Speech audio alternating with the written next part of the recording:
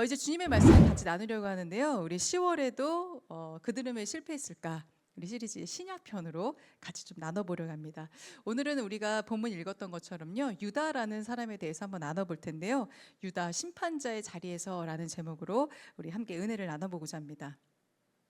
여러분, 유다, 가룟 유다 참 많이 들어보셨죠? 우리 본문에 등장하는 유다란 인물은요. 성경에서 가장 복잡하고 미스테리한 인물 중에 하나예요. 왜냐하면 인류 역사상 유다는 약간 무슨 아이콘이에요, 아이콘. 배신의 아이콘. 또 최악의 사람. 약간 이런 걸로 이렇게 딱 인식이 되죠. 왜냐하면 예수님을 팔아넘겼고 십자가에 못 박혀 죽게 만드는데 가장 큰 역할을 했던 사람이기 때문이죠. 그런데 유다가 왜 예수님을 팔아넘겼을까? 여기에 대해서는요, 되게 다양한 견해들이 있어요. 의견이 되게 분분해요. 딱 뭐 한 가지로 좀 정의 내릴 수가 없습니다. 특히 이제 유다는 예수님을 죽음으로 내본 장본인으로 몰리면서요, 교회 역사 속에서는 주로 이렇게 악마로 묘사되기도 했습니다. 이 문제적 인물 유다, 과연 어떤 사람일까요? 예수님의 제자 가운데요, 유다란 이름을 가진 사람은 두 명이 있었어요. 한 명은 다데오라고 불리는 유다라는 사람이 있었고요. 오늘 우리가 함께 나눈 가룟 유다라는 사람이 있습니다. 당시에는 동명이인이 많았대요. 유다라는 이름이 좀 흔한 이름이었기 때문에, 그래서 구분하기 위해서 이렇게 다데오란 이름을 이제 또 같이 이렇게 나누게 되었는데, 다데오란 유다 그리고 또 가룟 유다, 이렇게 두 가지 이름으로 불려졌다고 합니다. 잠깐만요. 미안합니다.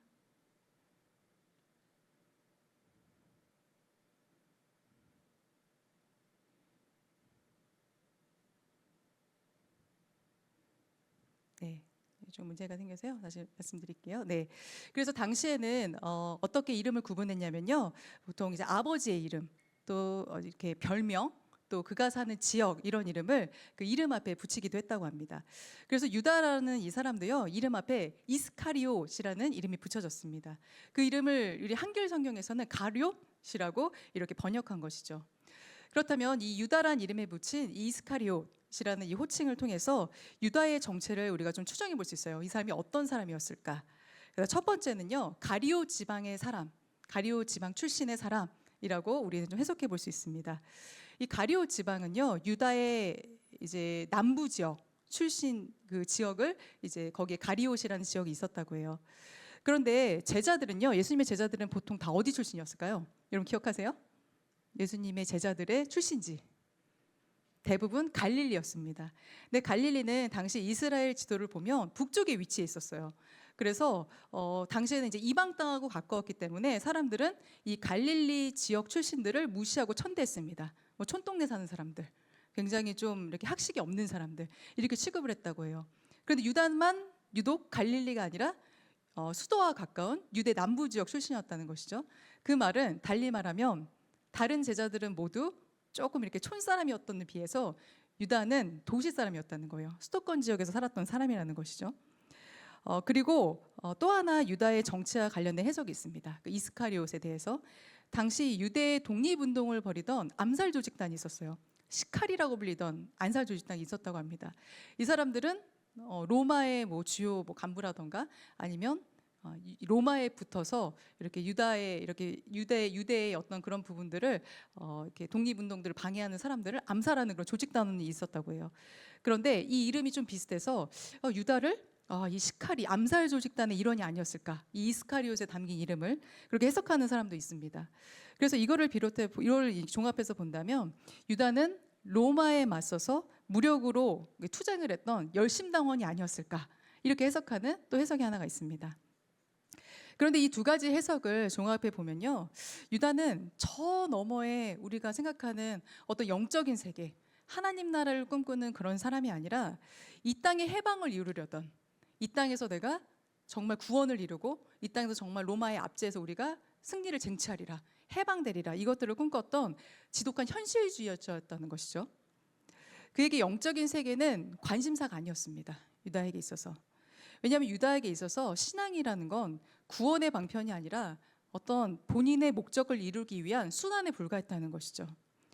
다시 말해서 유다가 예수님의 제자가 된 것은요, 종교적인 열심, 활동, 여기에 참여해서 자기의 목적을 이루려고 한 것이지 유다는 신자가 아니었다는 것이죠. 그런데 여러분, 이게 유다에게만 해당되는 이야기일까요? 열심히 종교적인 활동에도 참여하고 여러 가지 종교적인 열심의 모습들이 다 있어요. 그런데 신자는 아닌 사람, 교회는 열심히 다니는데 신자는 아닌 사람. 여러분 한번 생각해 보세요. 교회를 열심히 나오고 예배를 다 드리면 여러분 그리스도인이세요? 그렇게 생각하세요? 교회 다 나오고 우리 다 이렇게 예배 드리고 열심히 찬양하니까 우리는 다 그리스도인이다. 100%다 그럴 거라고 생각하세요? 지금 우리도 이 시간 이 자리에서 다 예배 드리고 있어요. 다 똑같은 모습으로 앉아 있습니다. 그러니까 다 비슷비슷해 보여요. 다 그리스도인처럼 보입니다. 하지만 그 안에, 내 안에 무엇이 있는지는 나 자신을 알고 하나님만 아시죠. 다른 사람은 알 수가 없습니다. 여러분 주위에도 한번 생각해 보세요. 여러분 주위에도 신앙 공동체 안에서 있었던 사람들, 그런데 지금은 사라진 사람들이 아마 있을 거예요. 여러분하고 어렸을 때부터 같이 교회 학교에서부터 신앙생활했고 이 청년에 올라와서도 예배드렸어요. 뭐 한 20살 올라와서 21살, 22살 다 뭐 이렇게 같이 팀 모임도 하고 속회 모임도 했어요. 그런데 어느 날 갑자기 보이지 않아. 그리고 지금은 무엇을 하는지 알 수 없는 사람들, 그런 사람들이 있을 거예요. 그런데 대부분 그런 사람들 모두가요, 한때는 다 열정이 있었어요. 열심히 했던 사람들이에요. 임원을 했던 사람도 있을 것이고 리더의 자리에 있었던 사람도 있을 거예요. 그리고 되게 성실했던 사람들도 있습니다. 그런데 그 사람들 모두가요, 같은 공동체 안에 있을 때는 다 비슷해 보였다는 거예요. 열심히 예배드리고 열심히 교회 활동 참여하고 때로는 뭐 리더의 자리에 있었고요. 누군가의 신앙을 지도해주는 자리에도 있었습니다. 그런데 자기가 무엇을 추구했느냐에 따라서, 내가 그 신앙생활을 통해서 무엇을 얻고자 했느냐, 어떤 그런 본인의 목적에 따라서 결국은 공동체 안에 있었지만 믿음의 결과는, 믿음의 끝은 너무나 달랐다는 거예요. 지금 여러분의 모습도 마찬가지예요. 저는 10년 뒤에도 또 20년 뒤에도 여러분이 변함없이 하나님을 사랑하고 또 구원의 확신을 갖고 살아가는 믿음의 사람들이 되기를 간절히 바랍니다. 저는요, 젊은이 교회 사역을 하면서 저에게 꿈이 있어요. 젊은이 교회가 부흥을 해서 100명, 200명이 되는 게 꿈이 아니에요. 물론 그렇게 됐으면 좋겠죠. 저의 꿈은 뭐냐면요, 10년 뒤에 여러분이 집사 직분을 받았으면 좋겠어요. 이 교회에서. 20년 뒤에 여러분이 권사님들이 됐으면 좋겠어요. 30년 뒤에는 장로님도 됐으면 좋겠어요. 그래서 여기에서 여러분들이 가정을 이루고 다 엄마 아빠가 되어서 유아부에서 만났으면 좋겠어요. 중고등부 학부모가 되었으면 좋겠어요. 여성교회 회장도 되었으면 좋겠어요. 그래서 20년, 10년, 20년, 30년 뒤에 아이고 그때 젊은이께도 선교 갔었지. 우리 같이 이제는 뭐 이름 부르는 게 아니라 뭐 이권사, 뭐 이장로, 김장로 이렇게 부를 수 있는 그런 믿음의 동역자이자 서로의 선후배들, 또 친구들이 되었으면 좋겠습니다. 그래서 여러분들이요, 끝까지 신앙생활 아무도 이탈하지 않고요, 교회 안에서 정말 끝까지 가는 그런 신앙의 모습들이 여러분 안에 있었으면 좋겠습니다. 하나님과 관계없이 살다가 어느 순간 내가 옛날에 그랬었는데, 내가 옛날에 참 열심히 했었는데, 이런 추억을 떠올리면서 사는 여러분이 되지 않았으면 좋겠습니다. 유다는요, 세상을 바꾸려는 꿈을 꾸고 있었던 사람이었어요. 그런데 그에게 예수님은 자기의 꿈을 이루어줄 수단이었지 목적이 아니었습니다. 그렇다면 예수님은 유다를 어떻게 보셨을까요? 예수님도 유다를 그렇게 대하셨을까요? 아니에요. 예수님은요, 유다를 수단이 아니라 목적으로 보셨습니다. 예수님과 제자들은 3년 동안 함께 다니면서 같이 숙식을 하고 그리고 전도 여행을 다녔고 여러 가지 공생의 활동을 하셨습니다. 그런데 예수님에게는 12제자만 있었던 게 아니에요. 수많은 무리가 따라다녔다 성경에 기록되어 있죠. 그러니까 예수님이 가는 그 곳곳이면 예수님을 따라다니는 그런 사람들이 굉장히 많았다는 거예요. 그럼 예수님과 그 제자들은 어떤 일종의 우리만 이렇게 먹고 지내고 이러면 되는 게 아니라 그 사람들까지도 다 책임져야 되는 위치에 있었습니다. 그렇기 때문에 적지 않은 재정이 필요했을 거예요. 그런데 이 비용은 대부분 어떤 후원자들, 헌신자들의 어떤 그런 비용으로 충당되었습니다. 헌금하는 사람들, 예수님의 사역을 위해서 이렇게 썼으면 좋겠습니다. 기부하는 사람들, 이런 사람들의 재정으로 충당됐어요. 그러니까 그 어떤 것보다 예수님의 사역에 있어서요, 재정 관리가 굉장히 중요했다는 거예요. 숨겨진 굉장히 중요한 사역 중에 하나였습니다. 그런데 이 재정 관리 누가 맡았을까요? 예수님의 제자 중에는요, 사실 재정 관리 전문가가 있어요. 누가 있냐면 세리가 있었잖아요. 세리 마태가 있어요. 세리 마태야말로 자산운용 전문가죠. 왜냐하면 돈도 기가 막히게 거둘 줄 알고 그리고 돈을 불릴 줄도 아는 사람이에요. 그런데 예수님은 마태에게 재정을 맡기지 않으셨어요. 놀랍게도 유다에게 맡기셨습니다. 그 말은 예수님은 굉장히 유다를 그 돈을 적지 않은 돈을 맡길 만큼 유다를 신뢰하셨다는 거예요.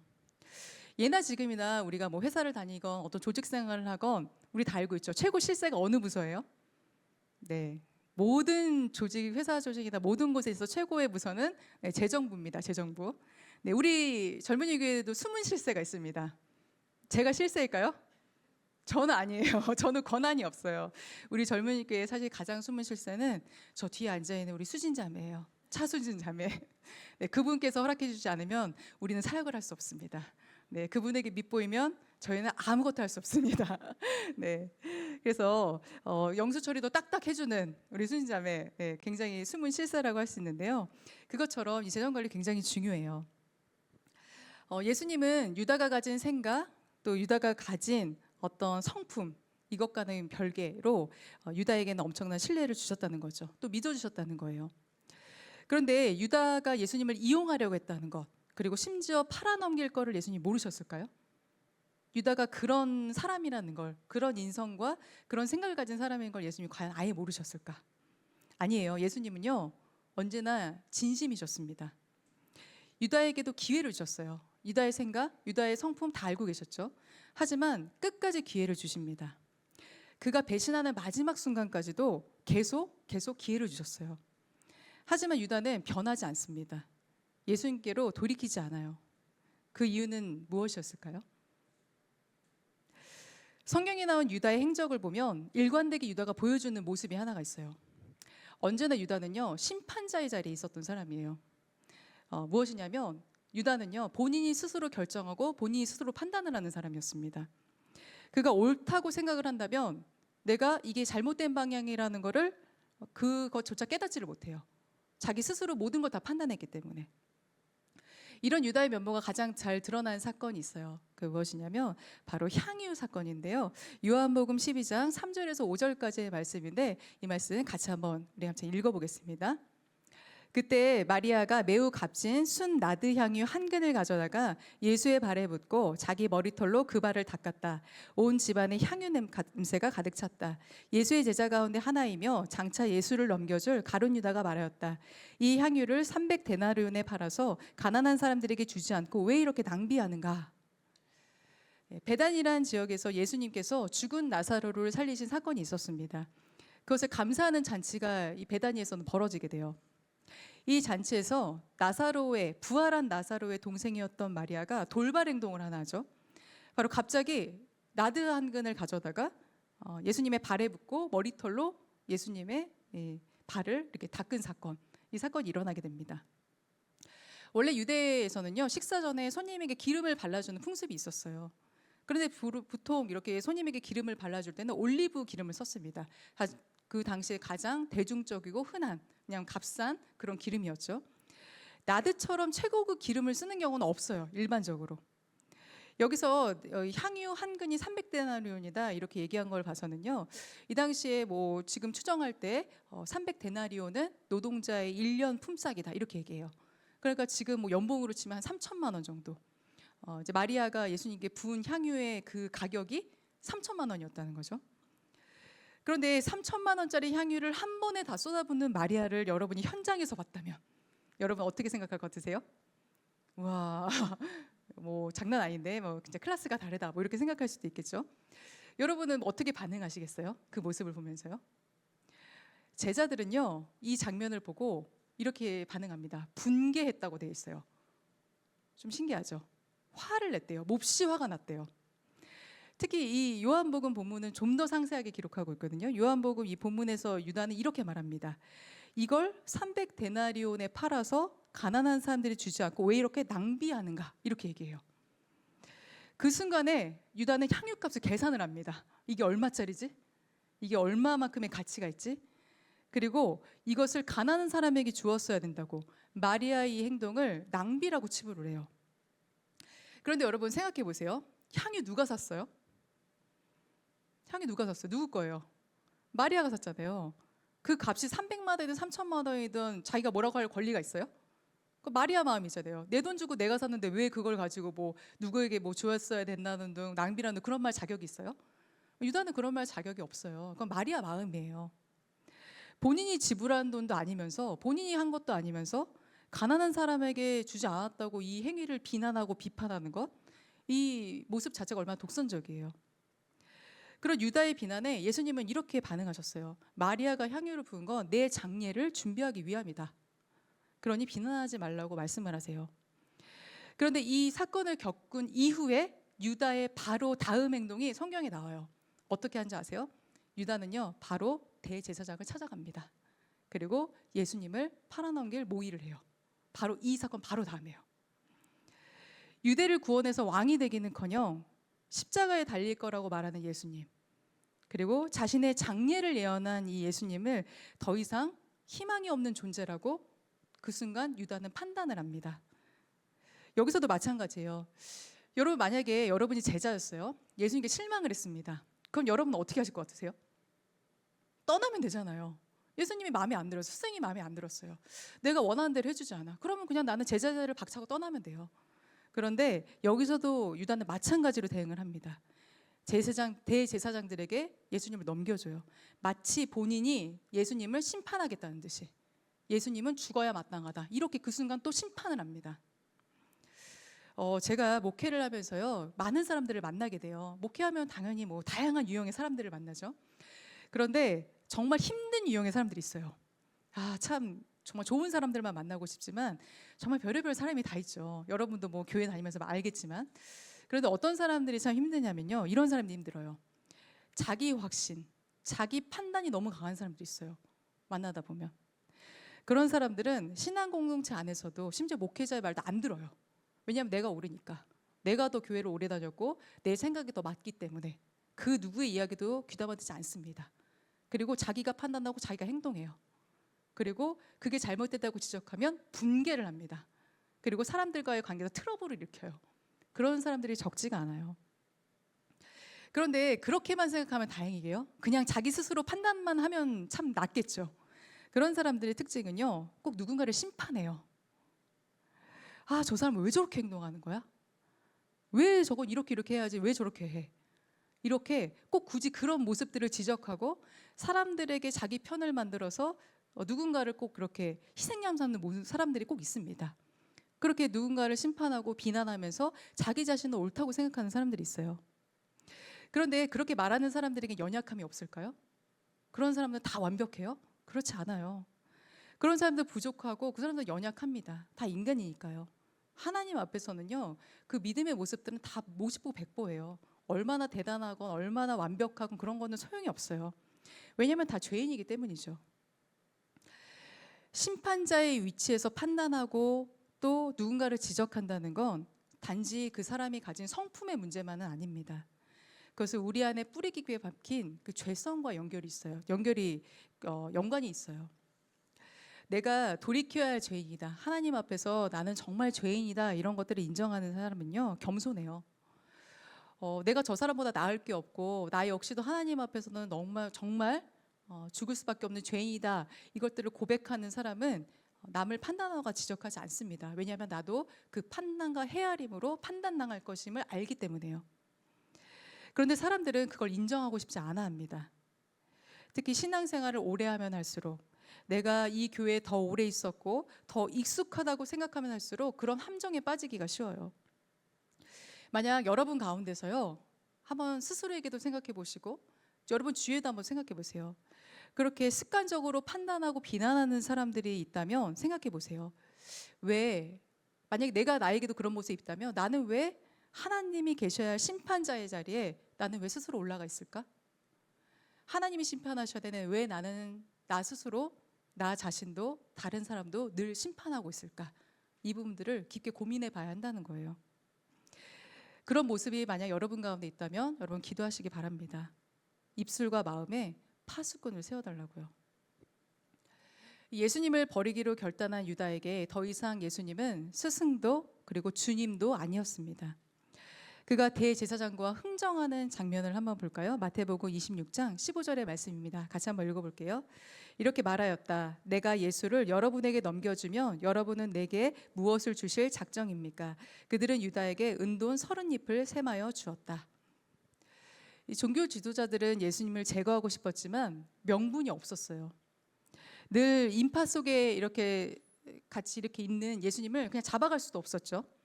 그때 유다가 스스로 나선 거예요. 내가 넘겨주겠다. 내가 예수님을 사람들이 없는 곳으로 이렇게 유인해서 예수님을 누구인지 여러분에게 팔아 넘기겠다. 이렇게 얘기한 거예요. 그리고 대가를 요구합니다.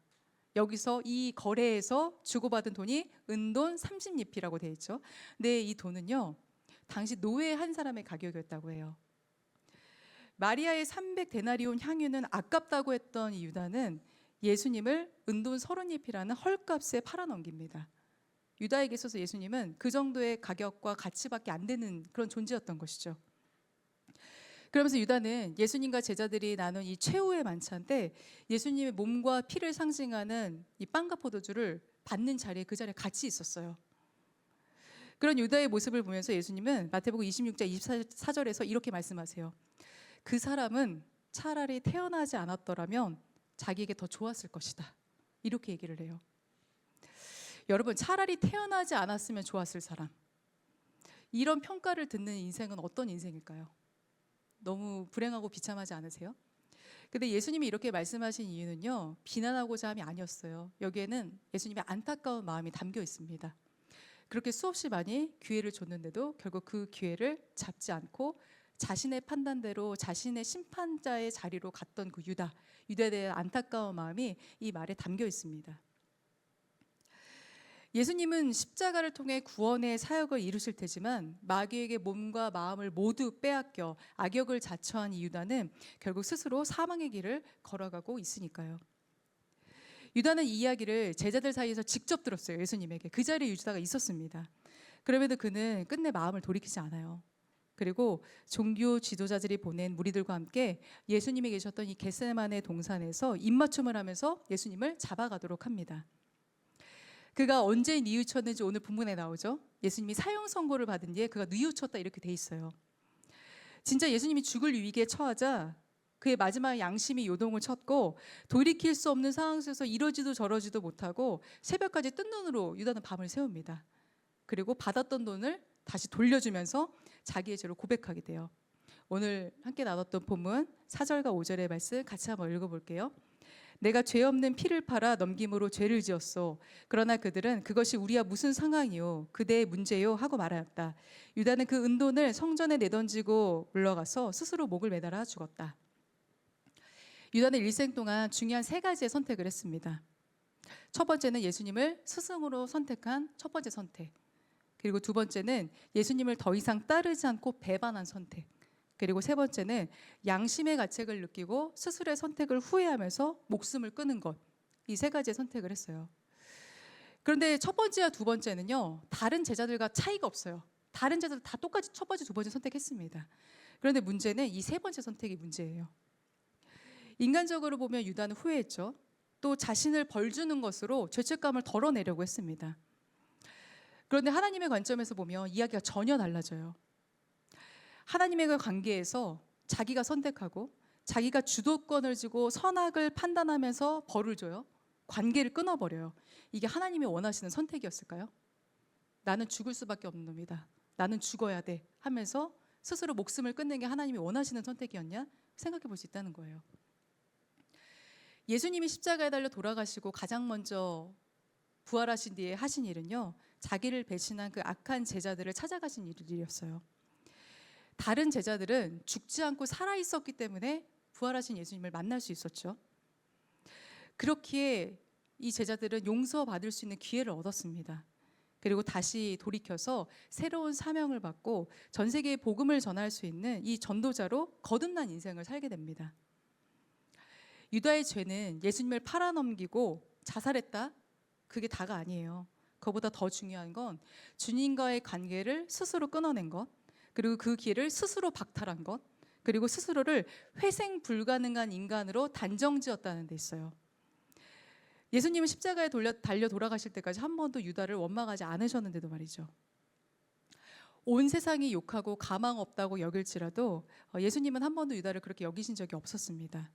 다만 유다에게 정말 필요했던 건 예수님께 기회를 드리는 것이었어요. 그리고 심판자의 자리에서 내려오는 것이었습니다. 그렇게 보면 유다는요, 배신의 아이콘이 아니에요. 남을 심판하고 자기 자신마저 심판해서 결국 용서와 구원의 그런 기회를 거부한 어리석은 인물이라고 할 수 있어요. 여러분, 유다가 베드로보다 더 중죄를 지었어요? 어떻게 생각하세요? 예수님이 면전에 대고 부인한 베드로보다 더 심한 죄예요? 다른 제자들이 유다보다 더 나은 게 있어요? 없어요. 하나님 보시기엔 다 같은 죄인들입니다. 그들 모두 다 은혜가 필요한 사람들이었다는 거예요. 하지만 유다의 뉘우침은 후회로만 그칩니다. 여러분, 우리가 누구나 다 살면서 후회할 일들을 해요. 저 역시도 맨날 후회합니다. 여러분도 자기 전에 하루를 떠올려 보세요. 얼마나 많은 후회들을 하세요. 그리고 또 때로는 우리가 했던 어떤 선택으로 인해서 돌이킬 수 없는 상황들에 놓이기도 합니다. 그럴 때마다 스스로를 심판대 위에 놓고 자신을 올려놔서 스스로를 가망 없다고 여기지 않고 하나님의 은혜를 구하는 여러분이 되시기를 간절히 바랍니다. 우리에게 필요한 것은요, 죄책감의 무게를 덜어내는 것이 아니라 예수님께로 방향을 바꾸는 게 필요한 거예요. 사랑하는 우리 청년 여러분, 청년 때 때로는 실패하죠. 또 때로는 후회합니다. 그것은 심판자의 자리에서 내려오는 그런 훈련이라고 우리가 생각했으면 좋겠어요.